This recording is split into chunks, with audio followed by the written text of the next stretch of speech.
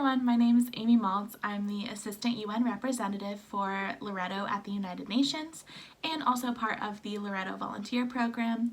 And I'm filming today from Salem, Oregon, and coming back again for another monthly video where we update you on what our office has been up to and some important action steps that you can take to stay involved and up to date on what is going on at the United Nations.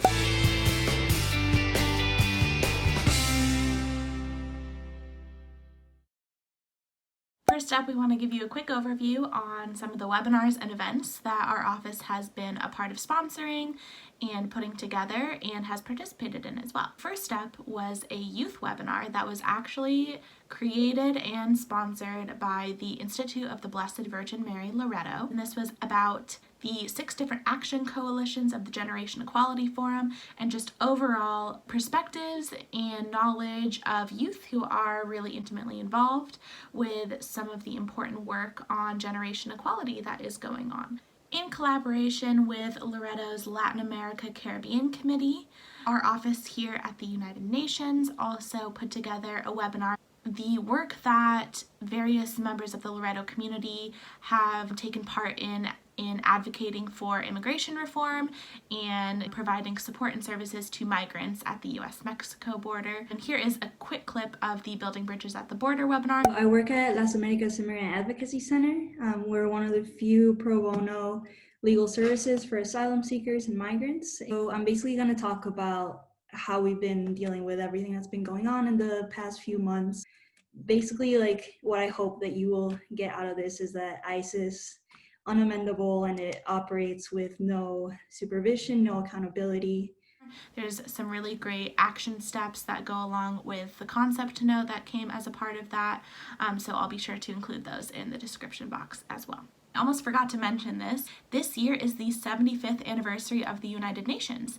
In celebration of that and just in the general endeavor to ensure that everyone's voices are heard, the UN has launched a campaign called UN 75 to try and get the feedback of as many people as possible. There is a very quick survey that you can take to make your voice heard, and we're going to leave the link to that in the description box as well, but really encourage you all to take a moment and just fill out the UN 75 survey.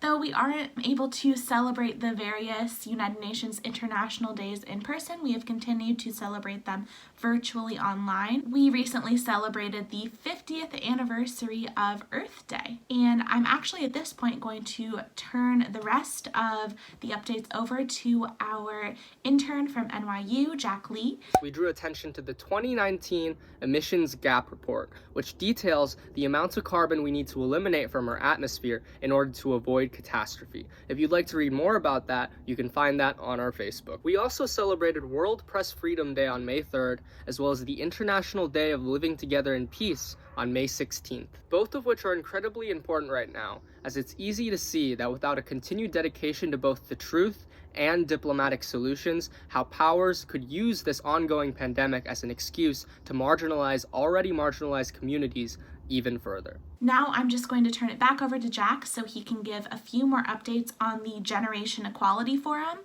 We've mentioned this in some videos past, but just a quick refresher.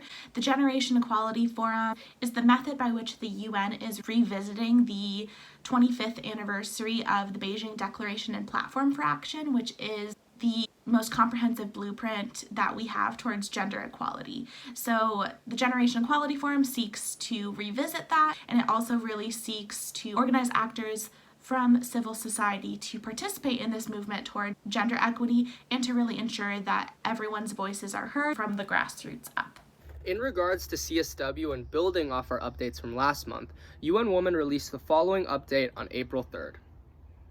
As the situation surrounding COVID-19 evolves, the number of people around the world affected by this disease continue to increase. This global public health crisis has direct implications for the Generation Equality Forum and for gender equality and women's human rights. We recognize that women are playing a disproportionate role in responding to this disease as caregivers, frontline healthcare workers, community leaders, and mobilizers, often at a great risk to their health. We stand in solidarity with them. In light of this crisis, the Generation Equality Forum will be postponed until the first half of 2021. The new dates will be announced in the coming months. In the months leading to the Generation Equality Forum, a series of virtual engagements will be organized in collaboration with partners to foster continued momentum, participation, and commitment of all stakeholders. Besides this, UN Women also drew attention to issues that COVID-19 has only exacerbated, such as mental health, domestic abuse, and financial challenges. UN Women states that the COVID-19 crisis has thrown these gender-based differences into even sharper relief. While certain initiatives such as the He for She movement have found some success, challenges still remain, and the question still stands, will politicians across the globe, in addressing this pandemic, ignore these marginal issues in favor of political clout and other personal gain? To conclude on some personal notes, working online these past couple months has been manageable, if not ideal. We don't know when we will be able to return to New York City to work, but I think everyone is looking forward to it, and that isn't just our community, but also everyone across the world. For myself, I've just finished school. Essentially, everyone I've talked to has been unhappy with the situation and can't wait to go back to in-person learning. At the same time, however, our work hasn't necessarily slowed down and has perhaps even, in fact, grown. We want to continue to draw attention to the impact of COVID-19 on marginalized communities, as well as overall challenges relating to gender equality and technology. This will probably be the last time you see me, as after this semester I will be moving on, but it has been wonderful working with you, and perhaps one day I'll see you in the future. I just want to take a moment to speak on something that I think is really important, and that is the violence against the Black community that we have seen pop up more and more frequently on our social media feeds, although this has been happening throughout U.S. history. I really encourage folks to take a peek at some of the action steps by these organizations that I'm going to put here and reiterate that Black Lives Matter. We need to start opening up dialogue and taking action, really join in solidarity with this movement. Thank you so much to everyone for watching, and special thanks to Jack for his service to Loretto at the UN this past semester. It's been such a pleasure having him on board. Please be sure to continue to follow us on social media. Here are our social media handles.